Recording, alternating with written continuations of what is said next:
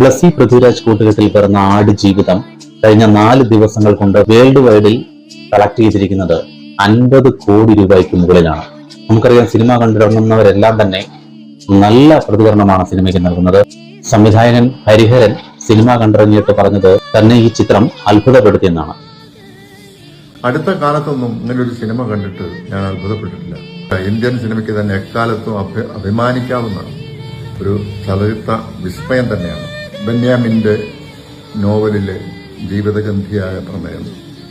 ബ്ലസ്സി എന്ന പ്രതിമാധനനായ സംവിധായകന്റെ തിരക്കഥയുടെ ശക്തി, ആവിഷ്കരണ ശൈലി, കഥാപാത്രങ്ങളെ അഭിനയിപ്പിച്ചെടുത്ത സാമർഥ്യം, ഇതെല്ലാം അതൊക്കെ പ്രധാനമായിട്ട് നമുക്ക് പറയാവുന്നത് പൃഥ്വിരാജിന്റെ നമ്മളെ അതിശയിപ്പിക്കുന്ന അഭിനയ പ്രകടനം തന്നെയാണ്.